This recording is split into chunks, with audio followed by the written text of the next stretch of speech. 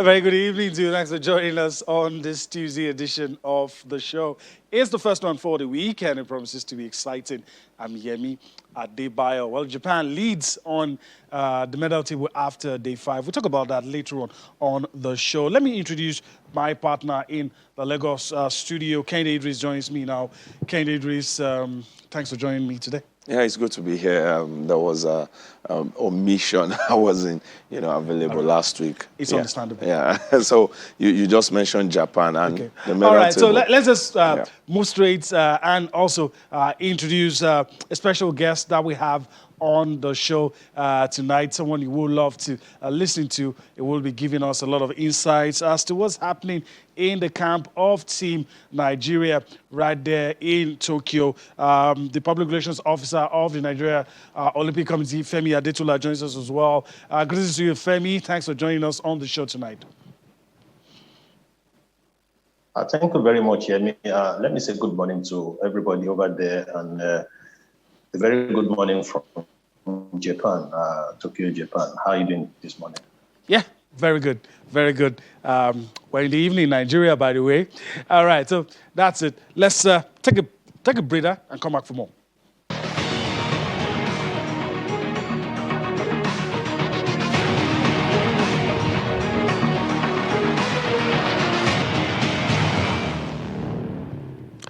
All right.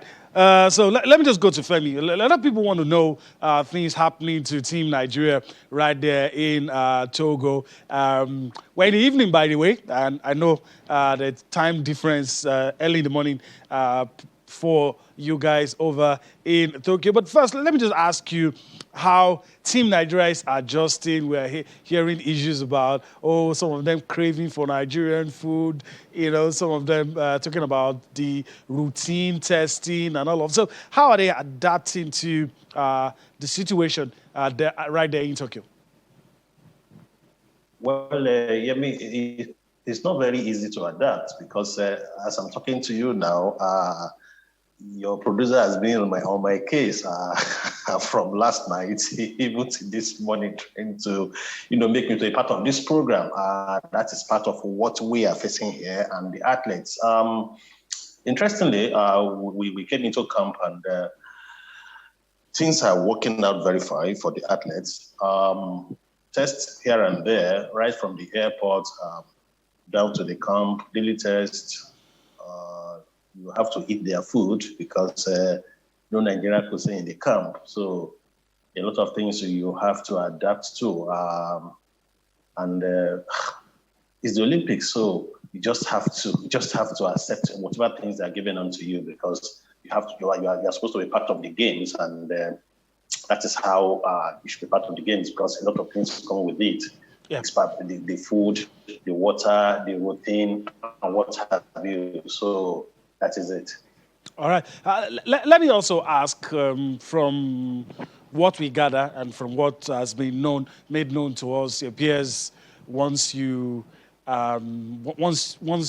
get to a point where you can't win any medal or your competition has ended, you have about 72 hours to leave the games village, and so that means, if I want to put 2 and 2 together, it means the number in Team Nigeria camp will gradually be reducing with some athletes who have, probably crashed out or have ended without winning medals. Yes, actually, you are very right. The hour is 48 hours.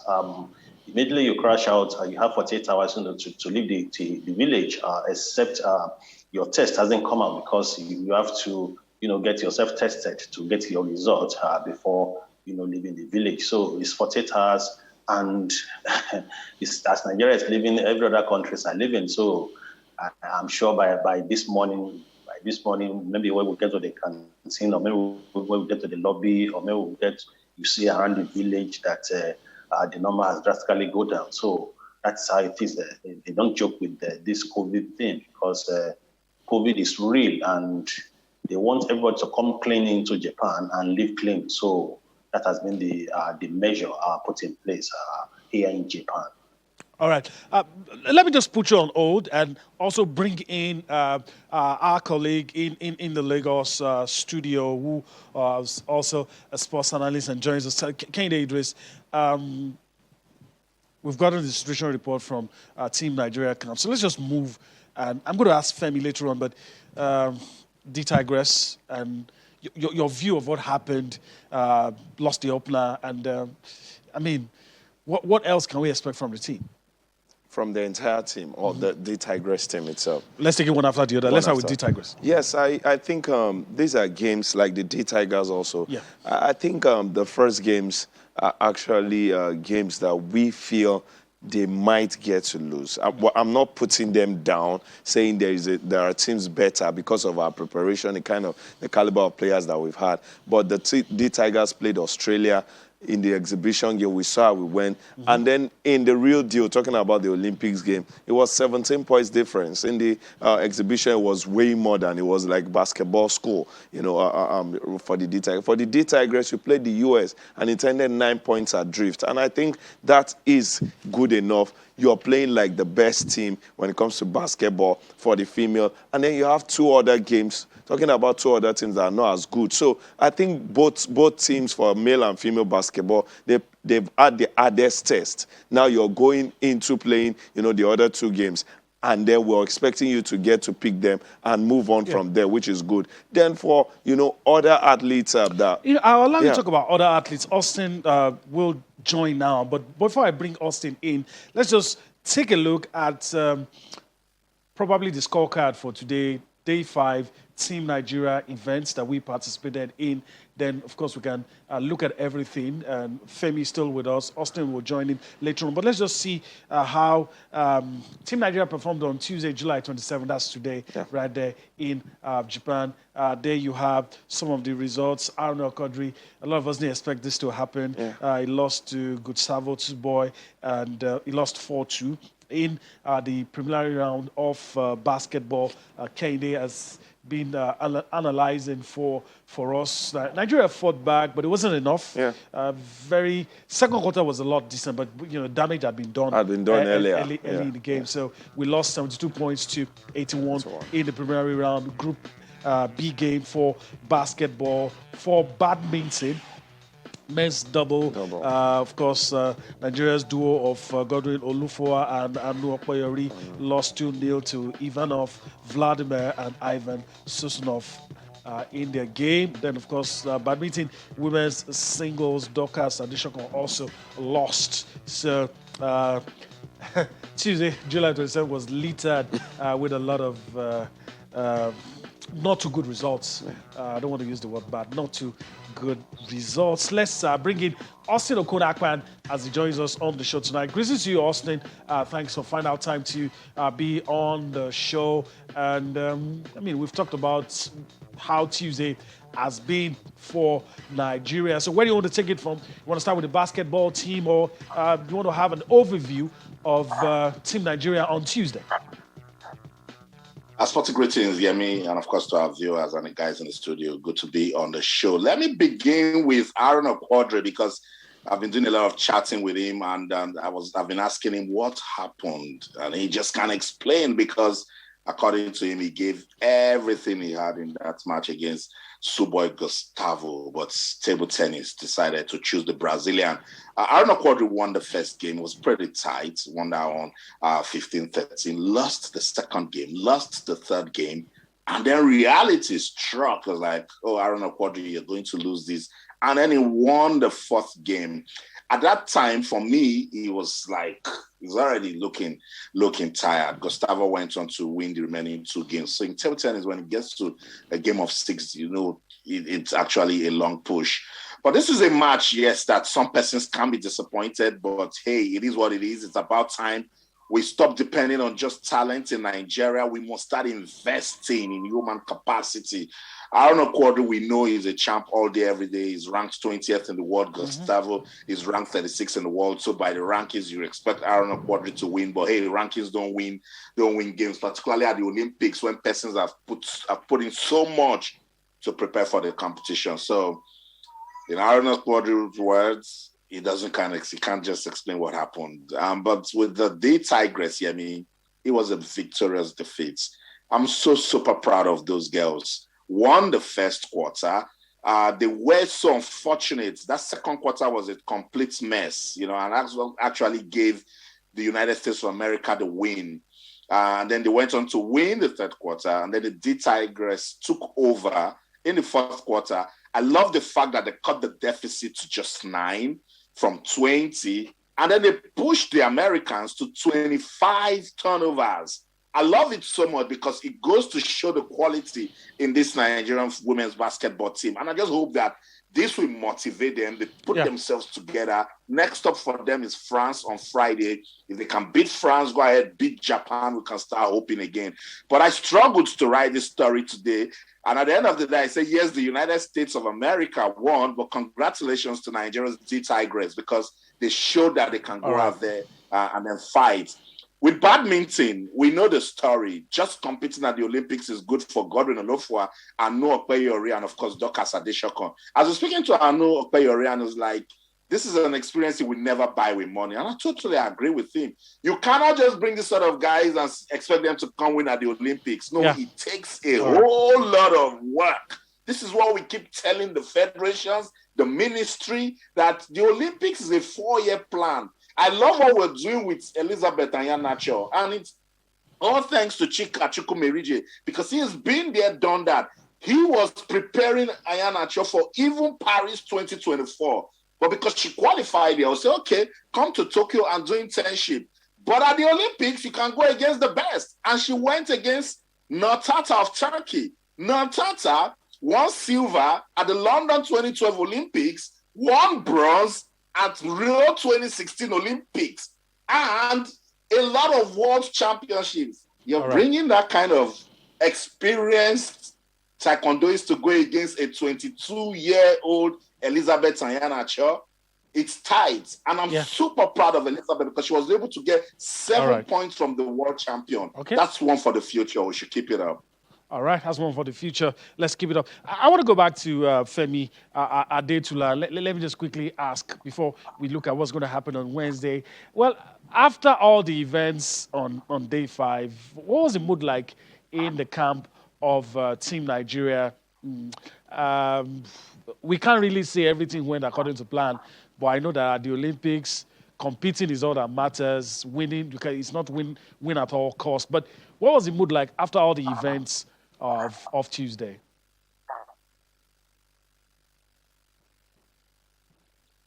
Well, the mood in the camp is not too pleasant because you see guys sitting down in batches, trying to discuss. You see them look at themselves. If somebody walks past, they look at the person, is he looking at us, But I tried as much as possible, to go into their midst.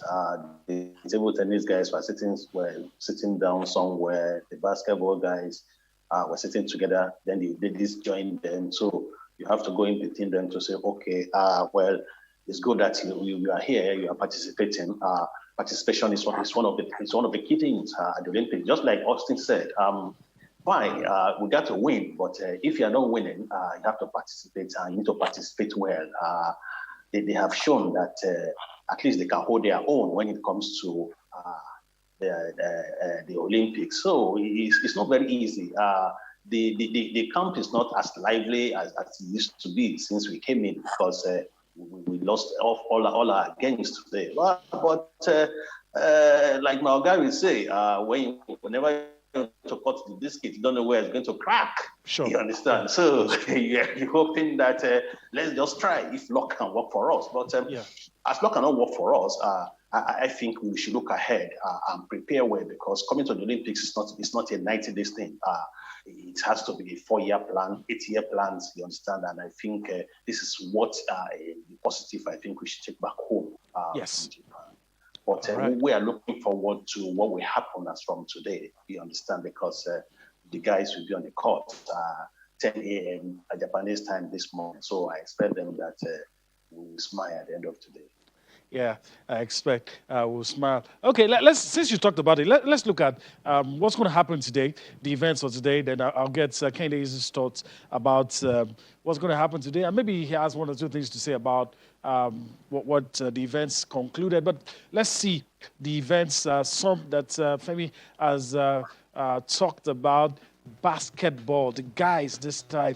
A lot is expected from the guys. They've showed us what they're capable of, and we're beginning to expect that very high standard that we saw against the US, against Argentina. Maybe we're going to see that tomorrow in Japan. That's Nigeria against Germany. The venue is the Saitama Arena. That's where that game would be played. And in swimming, 100 meters freestyle for the women, Biola Oguban will be there at the Tokyo Aquatics Center for the women's 100 meters freestyle. That's heat 1. So those are the Team Nigeria events for day 6. Kennedy, let me come back to you quickly. I don't know if you still have a thing or two to say about the events for today and what also we're looking forward to for tomorrow. I think Tuesday is like Sunday, waking on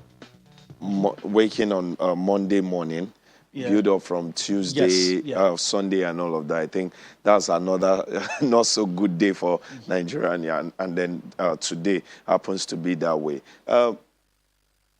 There is a saying that for an A-list elite athlete, you're prepared to win a medal. I'm not talking color, whether it's gold, silver. For you to win a medal at the Olympics, you need 4 years preparation.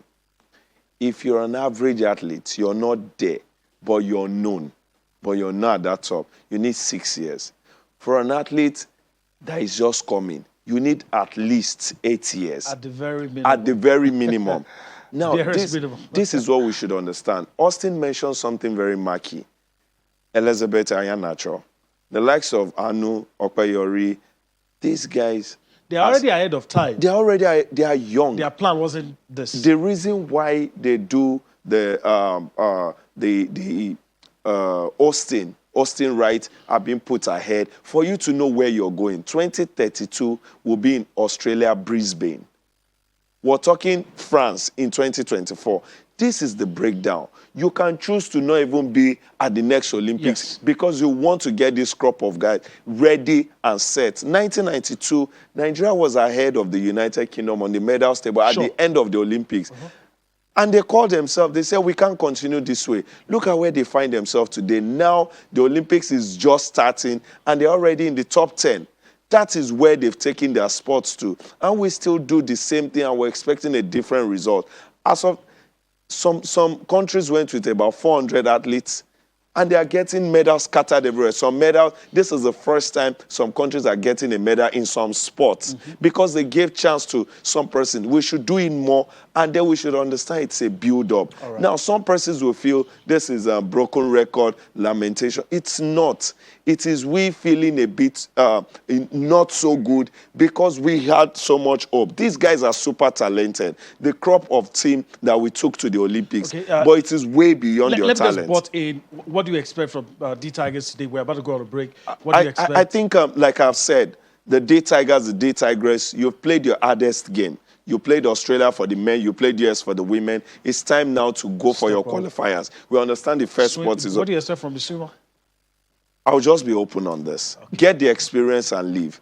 And, you know... if you do more than that, it's fine. If you do more than that, it's fine. I can... You know, Bosse Ojomu went for... Ajoke Ojomu went for a table tennis competition. She came back and said... She played just 2 games. And she said, what I learned really... There are different services for different continents in the world. There is the way the Asians serve. There is the way the Americans serve. That is lessons you learned getting exposure. Sure. And if you do not do well at this Olympics, you've learned 1 or 2 things. Bring it back, you build on it, and then you return for the next one. All right. Wise words from Kende. Let's go on a break right about now. Still so much to talk about with regards to the Olympics. Some African teams already on that medal table. We'll talk about that when we return from this break.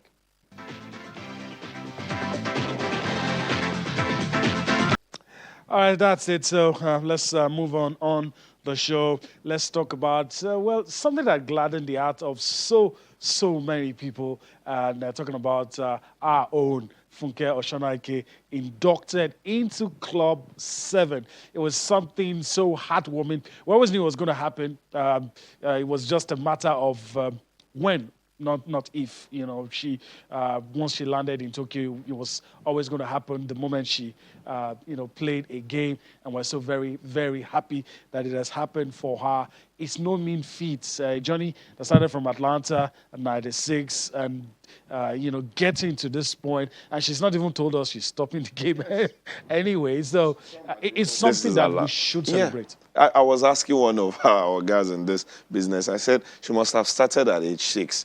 If you imagine 4 times 7, that's 28 years that she's been present at the Olympics.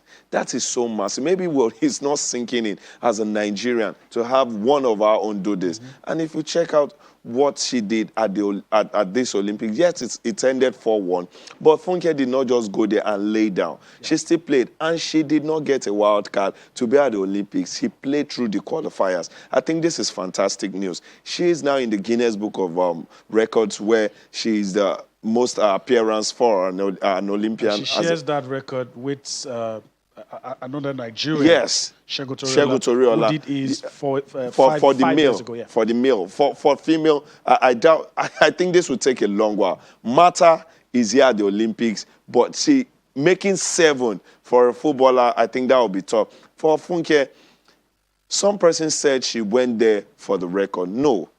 She went there to do more than just the record. But there was a chance for you to clinch the record. She was one of those who kept praying that the Olympics doesn't get cancelled. She's 47 now. It's a big doubt that she'll be here come next Olympics. But good one for Nigeria. We should celebrate this so well. We should. Let me bring Austin into it. We're going to listen to Funke, very elated. But let me bring Austin into it. I need a quick response. Austin, you always knew this was going to happen. We always knew. It was just, we were just waiting for it. And now the moment has come. History made by our own Funke Oshonaike. Awesome, super excited, heartwarming for Funke Oshonaike, because what I love about Funke is her zeal to always succeed, her tenacity, her passion for table tennis, and it's a testament, of the longevity she has enjoyed in the sport. And why I love this induction into the exclusive Club 7 is because it will inspire upcoming female table tennis players. And when persons were complaining about Funke, she go, why not? It's table tennis. The Chinese play it sometimes even up to 60. And if she's still meeting the standards and qualifying for the Olympics, it means we need to do more to discover more Funke Oshonaike. So This is a fantastic news. I hope that she will always be available to assist. She's been doing a bit supporting upcoming table tennis players. But I am so happy this will inspire and motivate female table tennis players to even go ahead and break her record. All right. Let's listen to Funke Oshonaike. Very obviously, very happy Funke Oshonaike after her induction into the Club of 7. I waited for a very long for a day like this. Today, I've been inducted to the exclusive 7th club. What a dream. I dreamt about this 5 years ago. I went through a lot. And look at me today. I can proudly call myself a proud 7-time Olympian. And I got an award for that today. Into the 7th club. The only woman in that club. I am so very happy. I just want to use this opportunity to thank everybody that has contributed in one way or the other to this journey, that has supported me all these years. It has not been an easy journey, but look at me today. I'm happy. So never say never. Dreams do come true. All right, dreams do come true. That's so true. And the little girls, little boys, looking at her, obviously will feel that their dreams are valid. It can happen if they put their mind to it. Femi Adetola is still with us. Femi, I know this. It's a moment that everybody will be happy, in spite of the fact that we've not gotten some of the things we came here for. But at least this is heartwarming. But I want to ask, is she's been celebrated? Yes. Is the NOC thinking of doing something apart from what has been done by the IOC? Is the NOC thinking of doing something for Funke Oshonaike now that she's been inducted into the club of 7? Well, interestingly, I was the one that the Nigerian Olympic Committee, sent, to go and represent them at that event. I was there with her. I saw what happened. In fact, I was so happy. I was so excited, to share with Funke in her joy at the event. Not only that the Nigerian Olympic Committee, just even this evening, I sent a message to Boyega Oshile, the chief press secretary to the Lagos State Governor, to say this woman is from Lagos. What can we do to her so that we can make her to be an ambassador, to the youth? Because what she has done is not only for herself, it's for her family. Then the youths are looking at her, both male and female, are looking at her at what she has done, the feat she has attained, and I think we should take it up from there. I told my president, because he was one, Engineer Gome was one that sent me there, and when I came back, I gave him the report, and he looked at me, he smiled. He now said, PRO, look at her and see what we can do. So I'm sure, as NOC is doing, I expect Lagos State to do, I expect the federal government of Nigeria, to do as well. And corporate Nigerians, to say, oh, we have a lady that has done us proud, and by now, they should be calling for her signature, to see what she can do. She already said that she won't be at the next Olympics, but she will be around as a spectator to see what is happening. That she can be an instructor, she can be a coach, or she can be an administrator. But going to the next Olympics, she said no, but she wants to give back to the society all she has gained over the years. All right, very good one. And of course, we'll remember this moment, and hopefully we'll come back to say whether or not things were done on our behalf. I want you to stay on. I want to quickly go to the medals table. Nigeria is not there, but I'm very sure from where you stand, you will be hoping that at some point we will be on that medal table. We're going to show the medal table. Some African countries have been able to get there. As it stands, after 5 days of action, the host, Japan, the lead, they're there. 10 gold medals, 3 silver medals, 5 bronze medals. You have Team USA closely following the host. They have 9, 8, and 8, a total of 25. China comes in very close, 9, 5, 7, talking about gold, silver, and bronze, with a total of 21. Great Britain is in 4th position, not on your screen, but in 4th position, 4, 5, 4, 4 gold, 5 silver, and 4 bronze after all the events of day 5, total 13. And Korea in the 5th position with 3 gold medals, 2 silver medals, and 5 bronze, totaling 10. We're going to get to this in a bit. Femi, you have African countries already on the medal table. And before we let you go, I'm very sure you will be hoping that we get to this medal table. So let me ask you, as a Nigerian, not as a PRO of the NOC, as a Nigerian, how optimistic are you that we're going to be able to emulate some of the other countries that have been able to get to the medal table?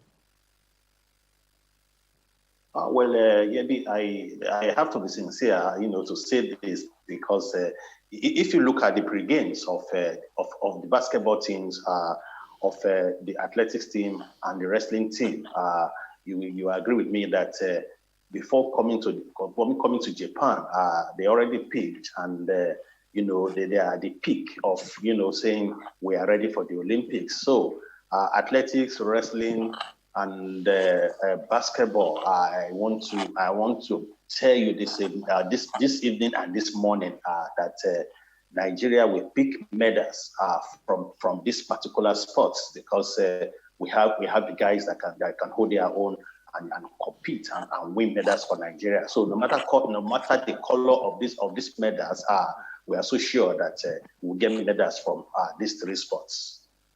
Femi Adetula, I want to thank you for your time on the show.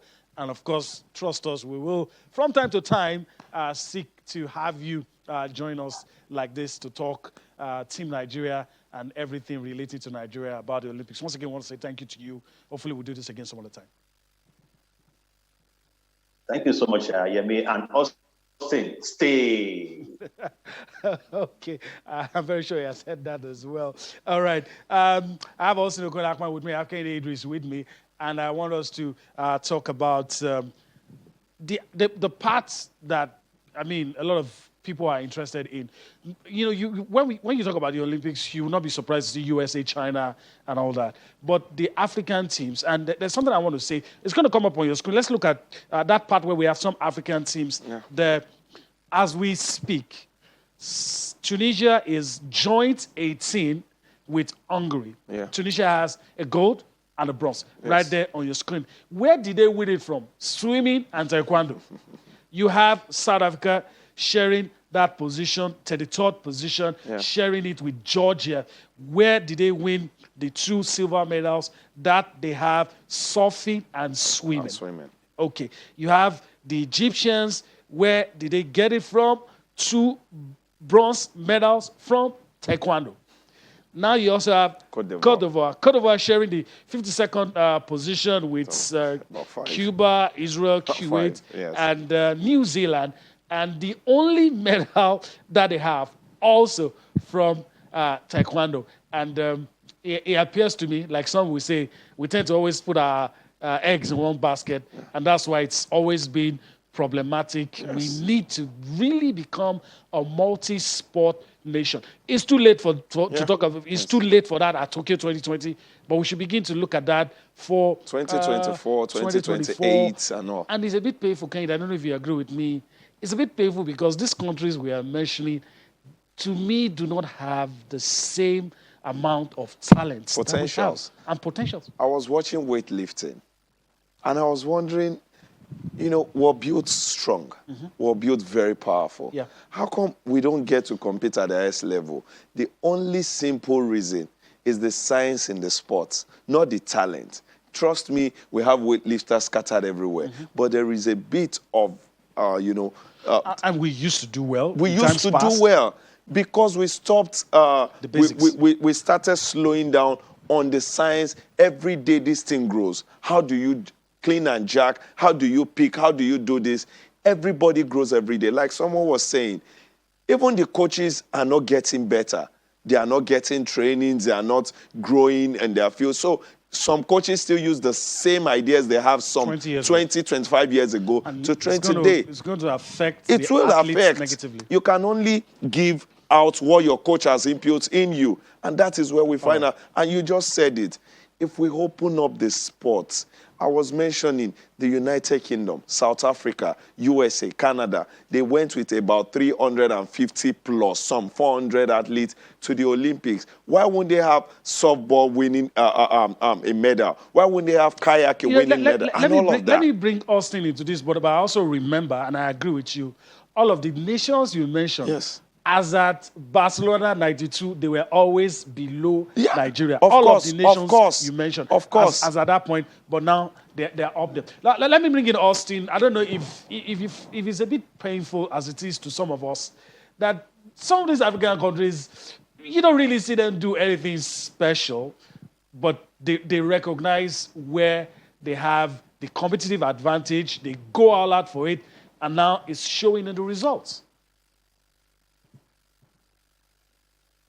And they are doing the right things. They are investing in the youth and sports and school sports. See the guy that won gold for Tunisia is just 18. Let's talk about Tatja that won silver for South Africa in swimming. She's a student of the University of Pretoria, at the 2019 World University Swimming Championships, she won silver. South Africa didn't go to sleep. If you can win silver at the World University Swimming Championships, let's prepare for the Olympics. She has gotten another silver. Now, it's what you sow, you reap. We keep saying it, invest in the youth, invest in the people, invest in school sports. Let it be a stage-by-stage progression. No, we just want to just jump up and win medals. It doesn't happen. Talent is not enough. You need to pet that talent. It's delicate. So imagine now, an 18-year-old is already winning gold for Tunisia in swimming, 18. It tells you they are doing something at that foundational level that is already yielding fruits. That's where we need to go back. All right. Now, Barcelona 92 down to Atlanta 1996. Go and speak to the chairman, speak to Valila Togunka, speak to Marion Yali. Yeah. They are a clear testament of what we did for sports at the grassroots level. And they grew up with it, and it showed when they got to their peak. We need to wake up. Right. And I keep saying we must build systems that will produce results. Long-term planning, Yemi. Yeah, long-term. I agree with you. All right, let's move on. We still have a lot of ground to cover, and we're not even done with the Olympics yet. Let's listen to the IOC spokesman. A lot of people are worried about COVID-19. Here's Mark Adams assuring us and telling us, look, the case is not as worse as you guys make it all out to be. We have achieved success with how we have handled COVID-19 issues. Let's get to listen to Mark Adams, IOC spokesperson, speaking about the situation with COVID-19 at the Athletes Village. So I think I'm right in saying the infection rate is 0.02%, which I'll let you draw your own conclusions about that. And then I would just simply, and I'll pass over to Massa, I would just simply repeat that this is the most tested and possibly even the most vaccinated, but the most tested community almost certainly anywhere in the world. But I would just urge you to look at the 0.02% figure and compare that with probably anywhere else. I think it's really worth looking not just at the measures, the vaccination measures and the distancing measures, 0.02%.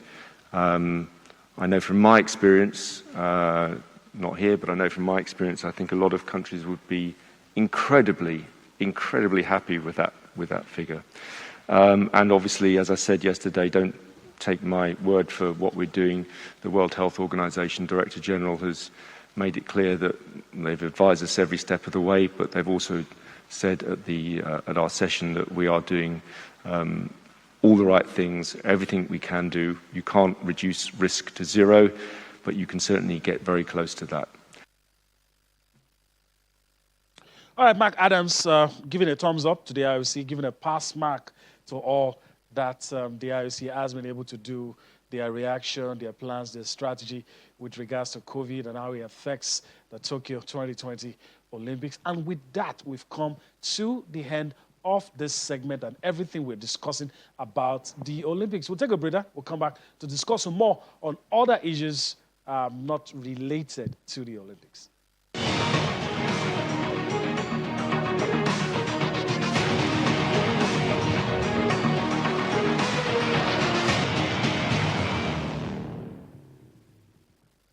Welcome back. I still have Kehinde Idris and Austin Okon-Akpan with me. And we spent the few minutes we have left on the show to talk about the Nigeria Professional Football League.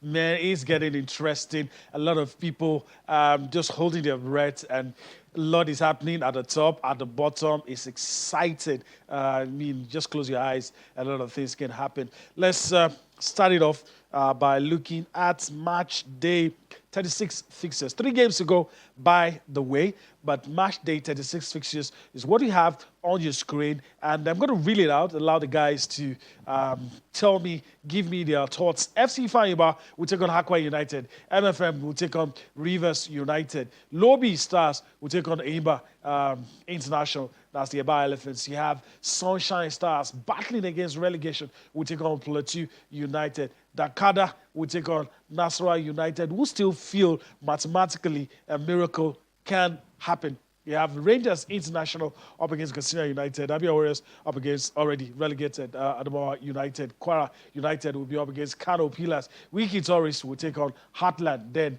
Jigawa Golden Stars will take on Warri Wolves. Let me allow Kennedy's first bite of the cherry. And your thoughts, match day 36. What are the things, the intrigues, what are the things you think will happen? Will Aqua United just wrap it all up or they'll delay the party? If our football, NPFL, the league, had been maybe televised or there is some kind of buzz on it, the entire world would have been talking on match day 36 now, because marquee games are happening come tomorrow. Aqua United playing FC Ifeanyi, I guess should be one of the biggest games in the world, especially at the period where most leagues are on hold. I think this should be one of the games the entire world should be looking at. Then you're talking of Aqua United, and maybe it is time to wrap up, on the league. 6 points they are leading, plus 27, massive goal difference, for Aqua United. And you're playing FC Ifeanyi, who, quote and unquote, are not doing so well at this time. It looks like Aqua can at least get a point. Now, if Aqua goes ahead to not pick all 3 points, because if they go ahead to pick 3 points tomorrow, it will be wrap on the league.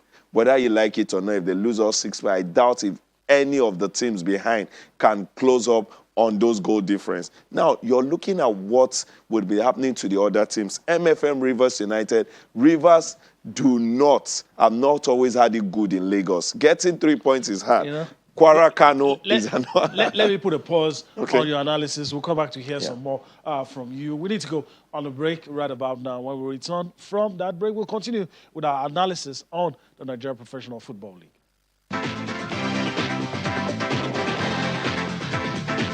All right, welcome back. Let me allow Kennedy Idris wrap it all up for things we're going to see for the midweek. Yes, 5 games I was trying to reel out. I've done Aqua against FC Ifeanyi, I've done MFM Rivers right there. Kwara against Kano.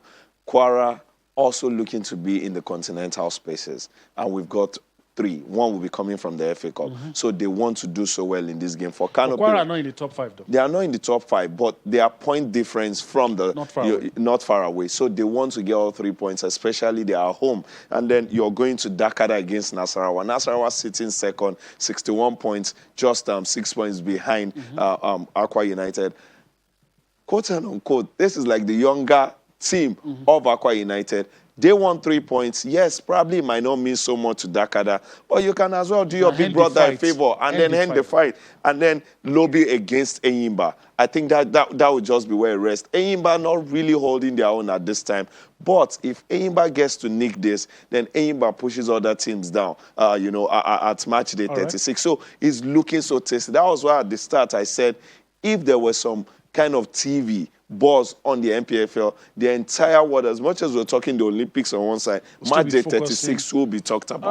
All right. So let me go to Austin now. It's going to be your parting shot on the show tonight. You have maybe a minute or two to just wrap it all up for us. Is it curtains? As Aqua United, I know they have a hand family round the trophy, but is it theirs now? What do you think they need to do?